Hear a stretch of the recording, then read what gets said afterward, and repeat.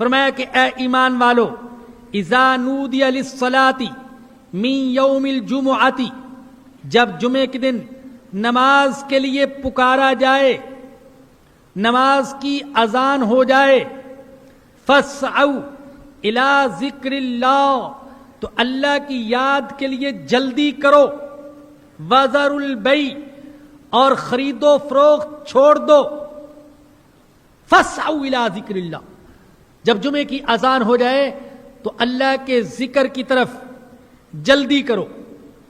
عربی زبان میں ویسے فسعوا کا معنی دوڑو، لیکن چونکہ حدیث میں نماز کے لیے دوڑنے سے منع کیا گیا ہے کہ وضو کر کے بعض لوگ آتے ہیں تو دوڑتے ہوئے جماعت کے ساتھ شامل ہوتے ہیں، نبی اکرم صلی اللہ علیہ وسلم نے ایسا کرنے سے منع فرمایا، لیکن لفظ استعمال کیا فسعوا، لفظی معنی دوڑو، یعنی جلدی کرو، اہتمام کرو اللہ کے ذکر کا، اور خرید و فروخت اور بیع کو چھوڑ دو، بیع ہی کو نہ چھوڑ دو، خرید و فروخت ہی کو نہ چھوڑو، ہر ایسے کام کو چھوڑ دو جو نماز جمعہ کی ادائیگی میں رکاوٹ بنتا ہو۔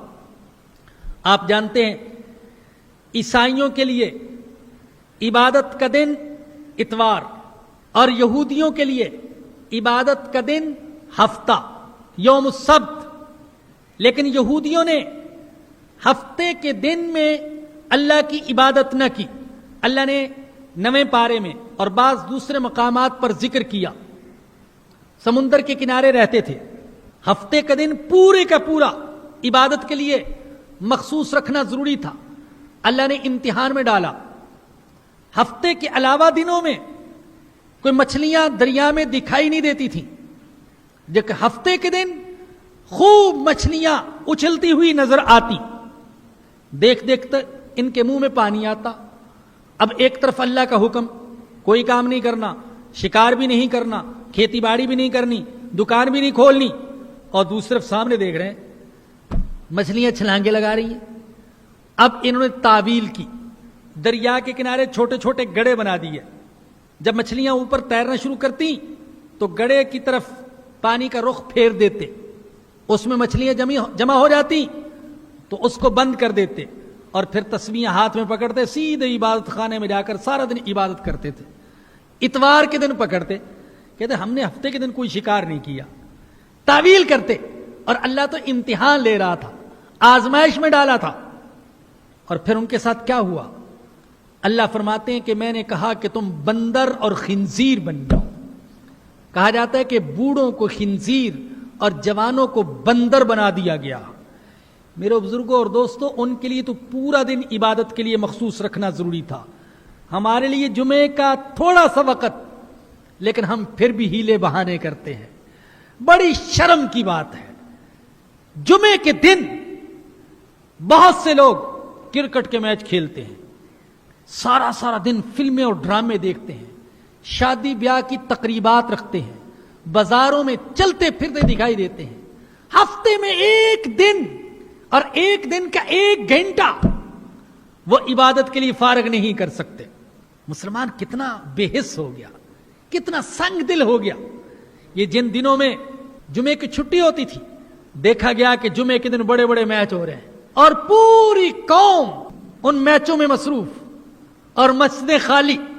اگر کوئی اہم میچ ہوتا، مسجد خالی، اور مسجد میں آتے بھی تو کان کہیں اور، دل کہیں اور، دماغ کہیں اور ہڈیاں اللہ کے سامنے کھڑی، ڈھانچہ اللہ کے سامنے کھڑا ہے، دل دماغ موجود نہیں ہے۔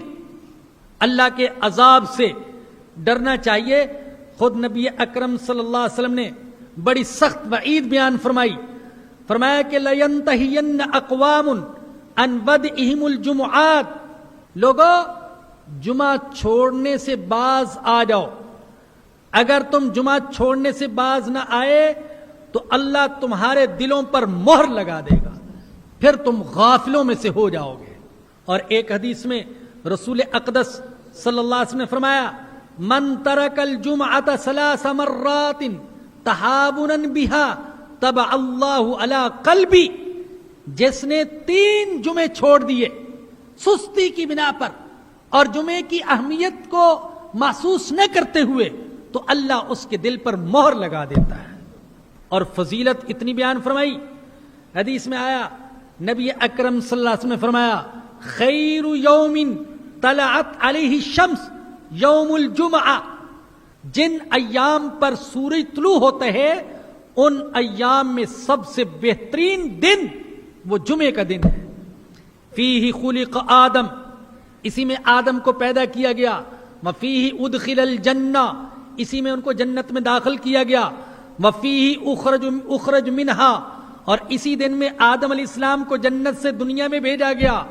ولا تقوم الساعة الا فی یوم الجمعہ, اور قیامت جو قائم ہوگی تو وہ بھی جمعے کا دن ہوگا. فضیلت بیان فرمائی نبی اکرم صلی اللہ علیہ وسلم نے جمعہ کی. ہر عاقل بالغ مسلمان پر نماز جمعہ فرض, البتہ بیمار, معذور, مسافر, غلام اور خواتین یہ مستثنا, باقی سب پر جمعہ پڑھنا فرض.